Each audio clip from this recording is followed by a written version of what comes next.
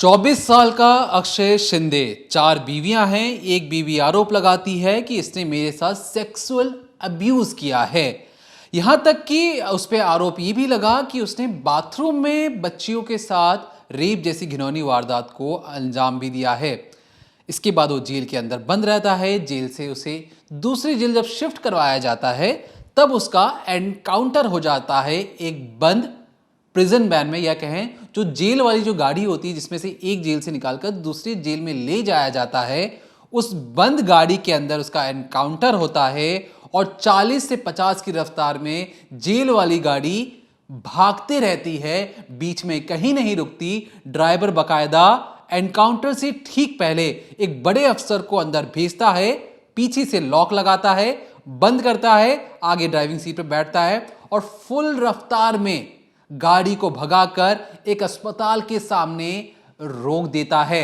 उस बंद गाड़ी में, उस चलती गाड़ी में एक एनकाउंटर होता है एक रेपिस्ट का। लेकिन अब सवाल उठाए जाते हैं कि जिस तरीके से मुंबई में, या कहें मुंबई नगरी में, जो फिल्मों की स्क्रिप्ट लिखी जाती है उसमें खास तौर पर जो पुलिस वालों को किसी हीरो की तरह पेश किया जाता है, मुंबई पुलिस ने भी शायद कुछ इसी तरीके से अपनी स्क्रिप्ट लिखी और उस स्क्रिप्ट में कोई गलती ना रह जाए, इसलिए लोग ये भी कह रहे हैं कि हो सकता है ये एनकाउंटर जानबूझकर करवाया गया हो। अब यहां तक कि भी हाई कोर्ट ने इस पर सवाल उठाया और पूछा है कि जरा हमें यह समझाइए कि एक कॉमन मैन, या कहें आम आदमी, गोली कैसे चला सकता है।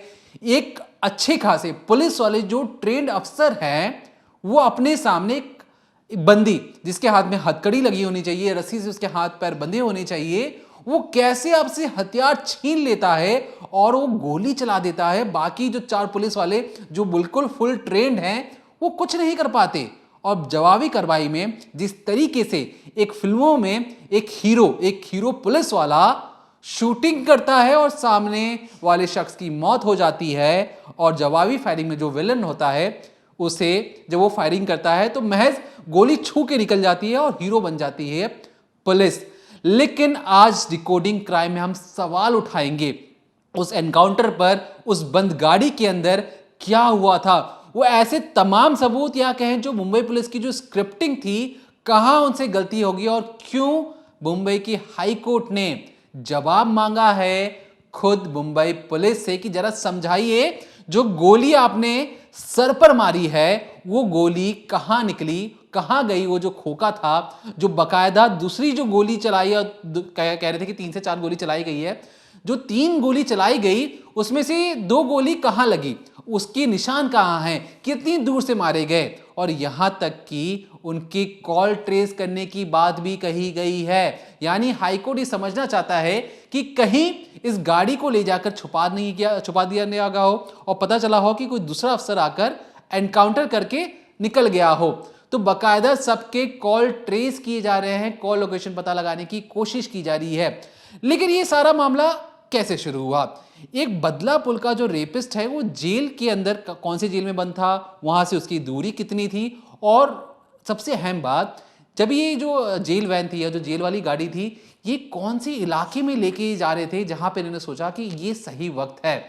उस बंद गाड़ी के अंदर क्या क्या हुआ, हर एक चीज आपको तफसील से समझाएंगे और बताएंगे कि मुंबई पुलिस से इतनी बड़ी चूक कैसे हो गई कि कल तक तो वाहवाही चल रही थी, पोस्टर छप चुके हैं कि मुंबई पुलिस ने बहुत बढ़िया काम किया। जो बदलापुर का जो रेपिस्ट था उसे कहा जाता है कि उसे सरे राह फांसी दे देनी चाहिए। जब से मुंबई पुलिस ने एनकाउंटर की वाहवाही तो हो रही है, लेकिन सवाल उठाना लाजमी है और सवाल उठाने चाहिए, क्योंकि जिस तरीके से बंद गाड़ी में जो चीजें हुई हैं वो अपने आप में मुंबई पुलिस की कार्रवाई पर कई सवाल खड़े करती है। तो बदलापुर एनकाउंटर का जो पूरा सिनेरियो है वो आपको एक एक सीक्वेंस के साथ समझाऊंगी, साथ ही टाइमिंग के तहत कब क्या हुआ, किस टाइम पर क्या चीज़ हुई, कब गोली निकाली गई, हर एक चीज़ बताऊंगी। साथ ही साथ ये भी बताऊंगी कि जो पुलिस है, जो मुंबई पुलिस है, उसने क्या पक्ष रखा है, जिस पर जो बॉम्बे हाई कोर्ट है उन्होंने पुलिस वालों को लताड़ा है और उन पर सीधे सीधे एक तरीके से आरोप ही लगा दिया है कि ये एनकाउंटर नहीं कत्ल है। लेकिन उससे पहले आपको बदलापुर की टाइमलाइन बता देती हूँ ताकि आपको ये केस पूरी तरीके से याद आ जाए। दरअसल जो अक्षय शिंदे है वो कर्नाटक में उनकी फैमिली रहा करती थी। फिर काफ़ी टाइम पहले वो लोग मुंबई में शिफ्ट हो गए, वहीं पर रहते थे। और ऐसे में जो 10वीं पास था अक्षय शिंदे, ज़्यादा पढ़ा लिखा नहीं था, इसी में वो कहीं सिक्योरिटी गार्ड की नौकरी करता था। तो ऐसे में एक स्कूल है, आदर्श स्कूल, जहाँ पर वो एक स्वीपर के तौर पर उसकी नौकरी लग जाती है और वहाँ पर वो काम करने लग जाता है। 12 अगस्त को अचानक से एक खबर आती है कि 2 बच्चों के साथ यौन शोषण हुआ है। खबर कैसे आती है वो बताती हूँ। दरअसल 12 अगस्त को जो अक्षय है वो 2 छोटी-छोटी बच्चों के साथ स्कूल के ही टॉयलेट में यौन शोषण करता है, गलत हरकत करता है। 13 अगस्त का जब दिन आता है तो वो जो बच्चियाँ थी वो स्कूल जाने से डरती हैं। अब ऐसे में 2 बच्चियाँ थी, एक लड़की जब स्कूल नहीं जाती घबराती है, दूसरी भी सेम इसी तरीके से करती है, तो उनके पेरेंट्स की आपस में बातचीत हो जाती है। उन्हें डाउट होता है।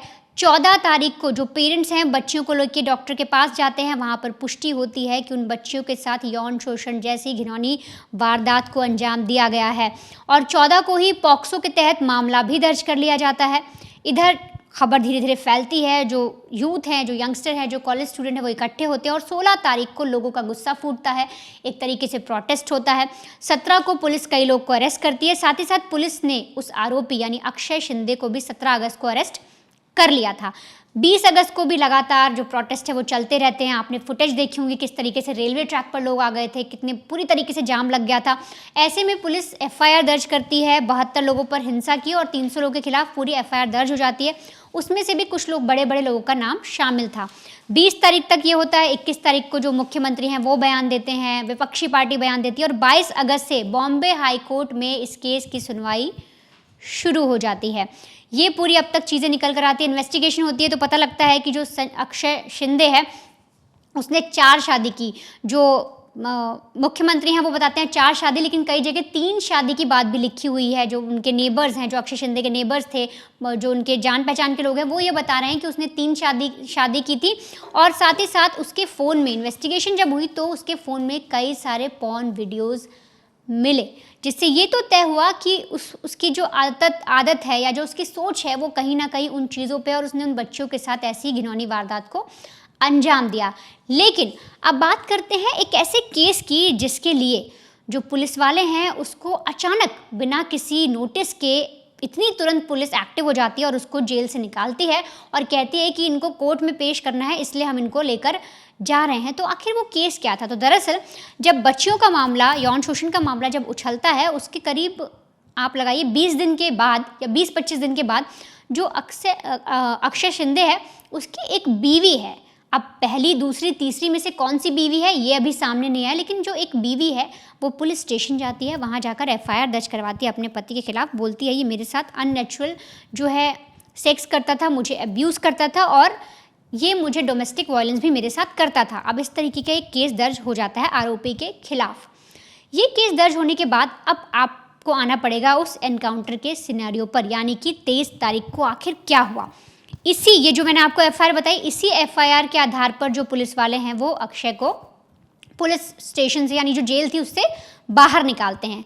लेकिन क्यों निकालते हैं? क्या उसके पीछे मकसद सिर्फ एनकाउंटर करना था या सच में इतनी शाम को कोई पेशी होती है कोर्ट में? तो अब पुलिस का सिनेरियो आपको समझाती हूँ कब क्या हुआ, लेकिन उससे पहले एक छोटी सी चीज़ और बता दूँ। जो एनकाउंटर जिन्होंने किया है, जिनका नाम सामने आ रहा है, जो सब इंस्पेक्टर हैं पुलिस के, संजय शिंदे, इनका नाम आप याद रखिए, इनकी तस्वीर भी आपको दिखाएंगे। तो ये कौन है? तो दरअसल प्रदीप शर्मा एक बहुत ही फेमस एनकाउंटर स्पेशलिस्ट हैं जो मुंबई के रह चुके हैं। फिलहाल उनका नाम एंटीलिया केस में भी सामने आया था, उन पर आरोप लगाए गए थे कि वो भी उस केस में शामिल हैं और वो अभी तक उन पर चल रहा है केस। तो जब प्रदीप शर्मा जो एनकाउंटर स्पेशलिस्ट थे, जब वो मुंबई में एक से एक एक्शन ताबड़तोड़ एनकाउंटर किया करते थे, तो उनकी टीम में संजय शिंदे भी शामिल रहते थे और लगातार 100 से ज़्यादा एनकाउंटर संजय शिंदे भी प्रदीप शर्मा के साथ रहकर कर चुके हैं।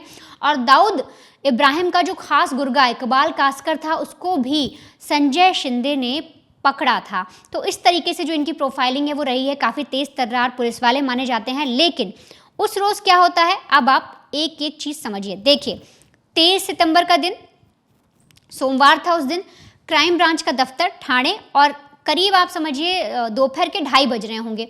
उस वक्त जो संजय शिंदे हैं वो अपने 3 साथियों के साथ, उनका मैं आपको नाम बताती हूँ, दरअसल एपीआई नीलेश मोरे, हवलदार अभिजीत मोरे और हरीश तावड़े। इन लोगों का आप नाम एक बार फिर से सुनिए, क्योंकि ये नाम आपको बार बार इस पूरी स्क्रिप्ट में सुनने को मिलेंगे, जो पुलिस ने बनाई है, जो पुलिस बता रही है कि इसलिए हमने एनकाउंटर किया। नाम मैंने लिया है एपीआई नीलेश मोरे, हवलदार अभिजीत मोरे, हरीश तावड़े और एक पुलिस वैन का ड्राइवर था, वो पहले एक्स सर्विसमैन है, वो पहले पुलिस में ही काम करता था, तो वो पुलिस वैन का ड्राइवर था। और साथ ही साथ जो स्पेशलिस्ट है एनकाउंटर जिन्हें बताया जा रहा है वो है संजय शिंदे। अब ये लोग गाड़ी में बैठते हैं, जो पुलिस वैन होती है नीले कलर की, आप लोगों ने देखी है, इस वक्त मैं आपको स्क्रीन पर भी दिखाऊं तो यही वो वैन होती है। इसके ज़रिए ये लोग सीधे तलोजा जेल पहुंचते हैं। ये वही जेल है जहाँ पर अक्षय शिंदे यानी कि जो आरोपी है वो कैद था, वो इस जेल में बंद था। शाम हो जाती है, 5:30 बज जाते हैं। यहाँ जाकर ये लोग संजय शिंदे हैं वो आरोपी अक्षय को बाहर निकालते हैं, बाहर लेकर आते हैं, और जो भी कार्रवाई होती है पुलिस में, जब आप किसी को बाहर निकालते हो, वो सारी चीज़ें जो पेपर वर्क हैं पूरे करते हैं और उसको बाहर निकालते हैं और फिर वैन में बिठा लेते हैं। अब वैन में आप समझिए कैसे बैठे हैं। देखिए, जो ड्राइवर बैठा है, जो एक सर्विसमैन है, जो ड्राइवर वैन का है, उसके बगल वाली सीट पर बैठते हैं एनकाउंटर स्पेशलिस्ट जिन्हें अब कहा जा रहा है संजय शिंदे। पीछे कौन बैठता है? पीछे एक तो आरोपी होता है अक्षय, उसके साथ जो 3 नाम मैंने आपको बताया पुलिस वालों के, नीलेश मोरे, अभिजीत मोरे और हरीश तावड़े, ये लोग बैठे होते हैं। अब वैन चल रही होती है, काफ़ी लंबा टाइम हो जाता है और फिर करीब 5:30 के बाद जब वैन चलती है तो 6:25 यानी आधा घंटा होने में 5 मिनट कम होता है, तब मुंब्रा बाईपास जो मुंबई में है, जो लोग मुंबई में रहते हैं वो लोग जानते होंगे कि वो कैसा इलाका है। दरअसल काफ़ी सुनसान इलाका है। जो इलाका है वो, वहाँ पर अक्सर लूटपाट होती है, डकैती होती है, कई ऐसी तमाम तरीके की खबरें भी आती रहती है और उसी से जो वैन है वो उस वक्त गुजर रही होती है। अब ऐसे में आप ये समझिए कि जो पुलिस वाले हैं, जब एनकाउंटर हो जाता है उस वैन के अंदर, बंद वैन, और स्पीड से वो जो वैन है वो उसमें चल रही है, जब एनकाउंटर हो रहा है, जब वो छीनी जा रही है बंदूक वगैरह, तब ऐसा भी नहीं कि वो रोकी गई हो, बस माफ़ करिएगा वैन। लेकिन अब पुलिस वाले इस पर क्या कहते हैं, तो आप उसे बहुत ही बारीकी से और बहुत ही ध्यान से सुनिएगा। देखिए, जो इलाका मैंने आपको बताया वो सुनसान इलाका था, अक्सर उस पर लूटपाट होती है, इस तरीके की खबरें भी आती रहती हैं, लेकिन वहाँ पर एक अहम चीज़ ये कि उस पूरी रोड पर एक भी सीसीटीवी कैमरा नहीं है। पूरी रोड पर एक भी सीसीटीवी कैमरा नहीं लगाया गया है और शायद यही वजह रही कि उस जगह को चुना गया एनकाउंटर करने के लिए। अब होता दरअसल ये है, जो पुलिस वाले कह रहे हैं, जो संजय शिंदे हैं, जो जिन्होंने मेन एनकाउंटर किया है, जिन्होंने सिर पर गोली मारी है अक्षय के, उन्होंने ये जो चीज़ें बताई वो ये कह रहे हैं कि देखिए, मैं आगे बैठा हुआ था, तभी मुझे पीछे से अचानक से आवाज़ आनी शुरू हुई कि कुछ चिल्लम चिल्ली मच रही है, एक झगड़ा टाइप की कोई चीज़ हो रही है।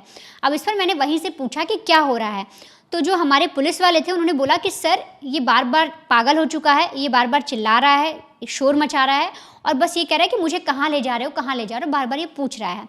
अब ये सुनते ही जो संजय शिंदे थे, क्योंकि भाई वो वहाँ पर अफसर थे, बड़े अधिकारी थे एक तरीके से उन सारे पुलिस वालों से, तो वैन रुकवाते हैं और खुद पीछे जाते हैं। ये जो पूरी चीज़ मैं आपको बता रही हूँ ये बयान है पुलिस वालों की तरफ से, इसकी सच्चाई भी आगे बताएंगे कि इसके उल्टा होता क्या है।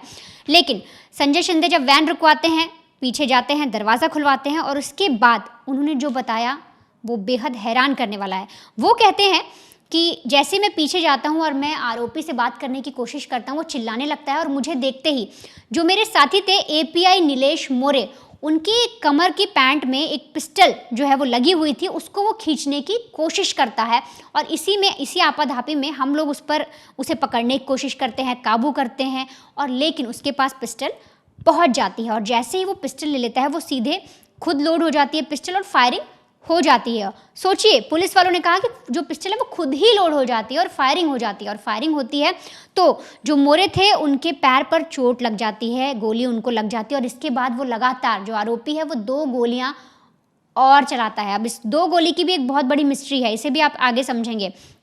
पुलिस वाले जो संजय शिंदे हैं वो आगे बताते हैं कि जब 2 गोली वो फिर से फायर करता है तो गनीमत ये रही कि हम में से किसी को नहीं लगती और ऐसे में जब मुझे लगा कि वो मेरे साथियों को मार देगा, उसके सिर पर खून सवार था, वो बार बार ये कह रहा था कि मैं किसी को नहीं छोड़ूंगा, मैं बदला ले लूँगा और इस तरीके की जब वो शब्द यूज़ कर रहा था, ऐसा संजय शिंदे ने कहा, तब मुझे ऐसा लगा कि मेरा एक साथी नीचे घायल पड़ा हुआ है, बाकी जो 2 साथी हैं उन पर भी कोई हमला हो सकता है, मुझ पर भी हो सकता है और इसीलिए मैंने उस पर गोली चला दी। अब गोली चलाते ही सीधे हम लोग जो है, क्योंकि मेरे साथी घायल थे, जो अक्षय शिंदे आरोपी है वो घायल हो गया था, तो सीधे मैं वैन में बैठा और हमने वैन को मोड़ा छत्रपति शिवाजी जो हॉस्पिटल है उसकी तरफ। और वहाँ पर जाने के बाद जैसे ही हमने उसे एडमिट कराया और जो मेरे साथी एडमिट हुए, क्योंकि वो भी उनका भी बीपी बढ़ गया था, उनको भी टेंशन हो गई थी, उनकी तबीयत सही नहीं थी, तो सबको हमने एडमिट कराया।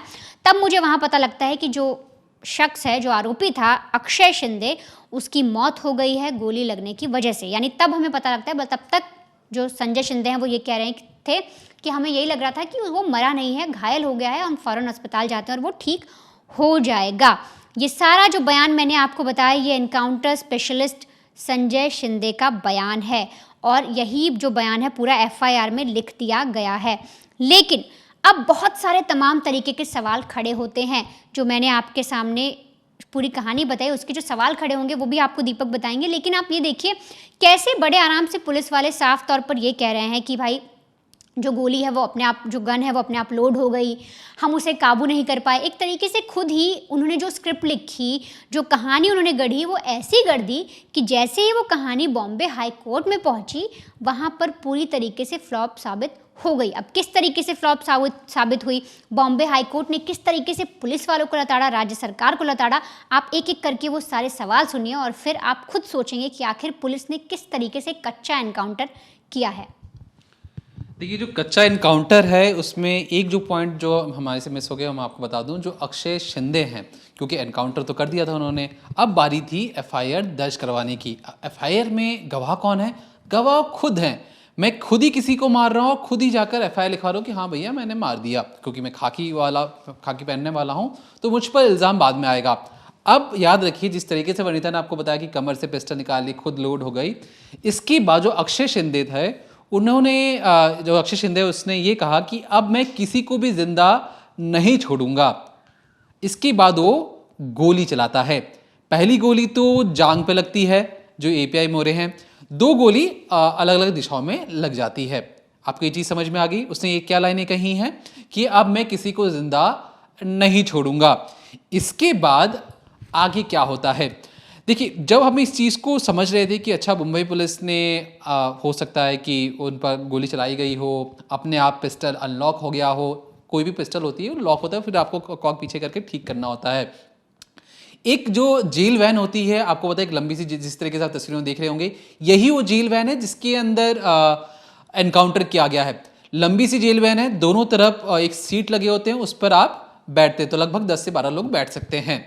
एक ऐसा आरोपी, एक ऐसा रेप अक्यूज जिसकी उम्र 24 साल है, पतला दुबला सा लड़का है, साथ में उसके बैठे हैं 3 पुलिस वाले। जब पहली बार पुलिस अपनी स्क्रिप्ट के अकॉर्डिंग बताती है, या जो वहाँ उस एनकाउंटर के तथ्य हैं जो एफआईआर के मुताबिक, उनका कहना था कि झगड़ा करना शुरू कर रहा है। अब गड़बड़ कहाँ से शुरू हुई? जितने भी पुलिस वाले थे, 2 हवलदार और एक असिस्टेंट जो पुलिस इंस्पेक्टर हैं, वो एक ट्रेंड अफसर हैं, उनके पास पिस्टल है, उनके हाथ खुले हैं, पैर खुले हैं, वो एक आज़ाद दुनिया में रह रहे हैं। फिर भी एक आरोपी जिसके हाथों में हथकड़ी लगी होनी चाहिए थी, जिससे रस्सी से बंधा होना चाहिए था, वो झगड़ा करना शुरू करता है और बाकी जो 3 जो पुलिस वाले थे वो संभाल नहीं पाते हैं। कैसे संभाल नहीं पाते हैं, क्यों संभाल नहीं पाते हैं, नहीं पता। और झगड़ा इतना बढ़ जाता है कि पतला दुबला सा लड़का, उसको संभालने के लिए, उसको शांत करने के लिए आगे जो सीनियर इंस्पेक्टर जो एनकाउंटर स्पेशलिस्ट हैं, उन्हें बोला जाता है कि सर आइए थोड़ी सी मदद कर दीजिए। इसके बाद जो शिंदे साहब हैं वो पीछे जाते हैं, अंदर जाते हैं, और जो ड्राइवर हैं, जो एक्स सर्विसमैन हैं, वो उन्हें अंदर भेजता है और पीछे से दरवाज़ा बंद लॉक करता है और खुद जाकर आगे बैठ जाता है। अब ड्राइवर साहब आगे बैठे हैं, 4 पुलिस वाले पीछे हैं और उनसे संभल नहीं रहा है एक शख्स जो दुबला पतला सा है, और इसी आपाधापी में एक वो पिस्टल निकाल लेता है। तो सवाल ये उठता है कि उन 4 पुलिस वालों से क्या आपकी कोई ट्रेनिंग में कमी रह गई थी? क्या आप अपने एक गुंडे या बदमाश को आप नहीं संभाल पा रहे हो, जिस पर आपकी जिम्मे तो पूरा शहर है? एक मामूली सा गुंडा जो आप कह रहे हो कि उस पर आरोप लगे हुए हैं, एक पतला दुबला सा लड़का, आप उसे नहीं संभाल पा रहे हो और सोच रहे हो कि हम पूरी मुंबई को संभालेंगे। खैर, 4 पुलिस वाले मिलकर एक दुबले पतले लड़के को संभाल नहीं पाते हैं। इसके बाद पुलिस कहती है कि पिस्टल निकाल लिया गया। अब सवाल इसमें यह भी उठता है, एक आम आदमी रेप अक्यूज है, रेप का आरोप है उस पर, साबित नहीं हुआ है, ये याद रखिएगा आप। एक ऐसा आरोपी जिसने जीवन में कभी भी बंदूक नहीं उठाई हो, वो कैसे किसी पिस्टल को या अनलॉक कर लेगा, ये अपने आप में सवाल है। अब याद रखिए, कि जैसा फिल्मों में दिखाया जाता है कि आप जो हम पिस्टल चलाते हैं वो एक हाथ से उसने और पिस्टल चलाई तो फायर हो गया। कायदे से जो पिस्टल चलाने का जो तरीका होता है, आप याद रखिए, कुछ इस तरीके से चलाया जाता है। हाथ को आप ऐसे पकड़ते हैं, उसके बाद चलाते ताकि रिकॉइल ना हो। अब एक आरोपी कुछ इस तरीके से पिस्टल चला रहा है कि जांग पर जाकर गोली लग जा रही है, बाकी 2 गोली इधर उधर लग जा रही है। इसके बावजूद 4 पुलिस वाले उस लड़के को नहीं संभाल पा रहे हैं। ऐसा कैसे हो रहा है, इसमें समझ से परे है। दूसरा, जो शिंदे साहब हैं वो क्या करते हैं, वो सीनियर इंस्पेक्टर हैं, उन पे जिम्मे के उनके लड़कों को कोई नुकसान ना पहुंचे, वो अपनी पिस्टल निकालते हैं और सीधा एक गोली चलाते हैं। ज़्यादा भी नहीं चलाते, सिर्फ एक गोली चलाते हैं। वो एक गोली कहाँ लगती है, ना कंधे पर, ना बाएं पर, ना पेट पर, ना पैर पर, ना बैक पर, सीधा सर के बीचों बीच जाकर वो गोली धंस जाती है। आप समझ रहे हैं, ये अगर कोई भागने की कोशिश कर रहा है, इधर से उधर ऊपर नीचे बैठ रहा है या पागलों की तरह चिल्ला रहा है, उस पर आप कितना भी सटीक निशाना लगा लें, गोली सर पर कैसे लगेगी, ये अपने आप में सवाल खड़े होते हैं कि हथकड़ी क्यों नहीं बनाई, एक कॉमन मैन कैसे गोली चला सकता है, एक सीनियर जो एनकाउंटर स्पेशलिस्ट है वो ऐसी कैसी गोली चलाता है कि सीधा सर पे ही लगती है, ना गाल पर, ना छाती पर, ना पेट पर, ना हाथ पर, ना जांघों पर, ना पैर पर, ना नीचे, कहीं भी नहीं, सीधा सर, हेड शॉट उन्होंने जो एनकाउंटर किया। उसके बाद सवाल ये उठता है, आपको मैंने बंद गाड़ी के अंदर जो तमाम सवाल उठ रहे थे, ये हम भी उठा रहे थे सवाल, और खुद मुंबई हाईकोर्ट ने भी पुलिस वालों से सवाल पूछा है। अब बंद गाड़ी के अंदर जो चीज़ें हुई आपको समझ में आ गई, जो हम सवाल उठा रहे थे, खुद मुंबई पुलिस की ट्रेनिंग पे हम सवाल उठा रहे हैं कि ऐसी कैसी ट्रेनिंग है भला कि आप एक बंदे को नहीं संभाल पा रहे हैं, पहली चीज़। दूसरा, जो सबसे अहम है, जो अपने आप में कई सवाल खड़े करता है, जब हम एक जेल से किसी और जेल में किसी कैदी को ट्रांसफ़र करते हैं तो ट्रांसफ़र करने से पहले उस कैदी का मेडिकल करवाया जाता है, फिर कोर्ट में पेश किया जाता है, फिर उसे ट्रांसफ़र किया जाता है। अब यहाँ से ये अपने क्राइम ब्रांच के दफ्तर से निकलते हैं 2:30 बजे, लगभग 5 साढ़े 5 के करीब पहुँच जाते हैं। इसके बाद ये उठाकर ट्रांजिट रिमांड के जरिए एक जेल से दूसरी जेल लेके जाया जाता है। मेडिकल क्यों नहीं करवाया आपने, ऐसी कौन सी जल्दबाजी थी? क्या रात में कोई कोर्ट भी खुला होता है कि इनको इतनी जल्दबाजी थी कि फटाफट एक जेल से दूसरी जेल ले जाओ, कोर्ट में ले जाने की जरूरत नहीं है? या रात में कौन सी कोर्ट खुलवाने की कोशिश कर रहे थे? अगर आपको चाहिए था इसका ट्रांसफ़र तो आप सुबह आ जाते, पहली दिक्कत। दूसरी जो दिक्कत थी, ये जो काले कपड़ों से वैन को ढक दिया गया था, ऐसा आप अंदर क्या करने वाले थे? ऐसा आपको लग रहा था वो जाली के जरिए या कोई चूहा है या कीड़ा है कि वो उस जाली के अंदर से निकल जाएगा, कपड़े से ढक देते हैं। कपड़े से वैन को ढकने का क्या मतलब? दूसरा जो सबसे जो चीज़ है, जो बुमराह बाईपास है, वो अगर आप उस रास्ते को देखेंगे तो पहाड़ों को काट कर वो सड़क बनाई गई है। अब वो सड़क ऐसी है कि वो हाईवे है, मुंबई और नवी मुंबई को हाईवे जोड़ता है। उस हाईवे पर जो कनेक्टिंग हाईवे है, जो बुमराह बाईपास है, वहाँ पर ना कोई स्ट्रीट लाइट है, ना कोई सीसीटीवी फुटेज है। अब यहाँ पर जो अक्षय शिंदे जो आरोपी है, उसे समझ में आ जाता है कि मुझे जेल से निकले हुए 5:30 हो गया, मुझे अब हंगामा शुरू करना है ठीक उसी जगह जहां पर ना कोई लैंप पोस्ट है, ना कोई लाइट है, ना कोई सीसीटीवी है, और झगड़ा ऐसे करना है कि शिंदे साहब जो आगे बैठे हो पीछे आ जाएं, और पीछे आकर जब वो पीछे तभी मैं किसी से बंदूक छीनूं, उसके फायर करूं।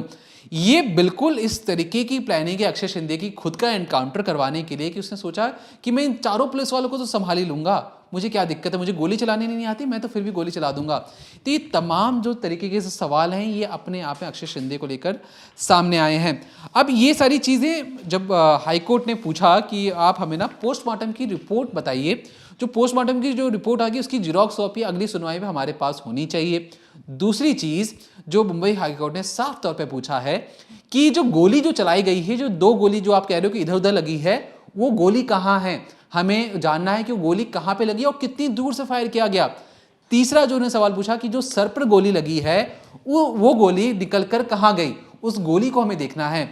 और ये भी पूछा कि जो पिस्टल है, क्या उसे फॉरेंसिक जांच के लिए भेजा गया है, और फॉरेंसिक रिपोर्ट भी हम देखेंगे, पुलिस वाले कहीं कुछ गलत ना कर दे। इसलिए मुंबई हाईकोर्ट ने साफ तौर पे कहा है कि हमें फॉरेंसिक रिपोर्ट जांच करनी है, कि देखना है कि वो गोली उस वक्त चलाई गई थी कि नहीं चलाई गई थी। चौथा पॉइंट, अब जो बॉम्बे हाईकोर्ट ने ये भी पूछा है कि जितने भी अफसर थे जो उस जगह मौजूद थे उस वैन के आसपास, उन सब की लोकेशन ट्रेस की जाए क्या वो उस वक्त उस जगह मौजूद थे, क्या कोई दूसरा शख्स उस जगह पर आया था कि एनकाउंटर करके वो निकल गया और इन 4 अफसर पर ही नाम आए।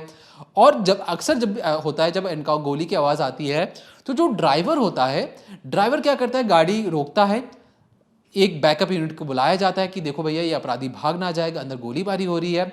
लेकिन ड्राइवर साहब हमारे इतने ज़्यादा, जिस तरीके से स्क्रिप्ट लिखी जाती है ना कोई फिल्मों की, एनकाउंटर चल रहा है, गोलीबारी अंदर हो रही है, झगड़ा हो रहा है, लड़ाई चल रही है अंदर, ड्राइवर साहब भगा रहे हैं गाड़ी को, इतनी तेज रफ्तार में गाड़ी को भगाते हैं कि सीधा अस्पताल के सामने जाके ही रोकते हैं, बीच में कहीं रोकते नहीं है, ना कोई थाने में रोकते हैं, ना कोई बैकअप बुलाते हैं, सीधा तौर पर जाकर अस्पताल के सामने रोकते हैं।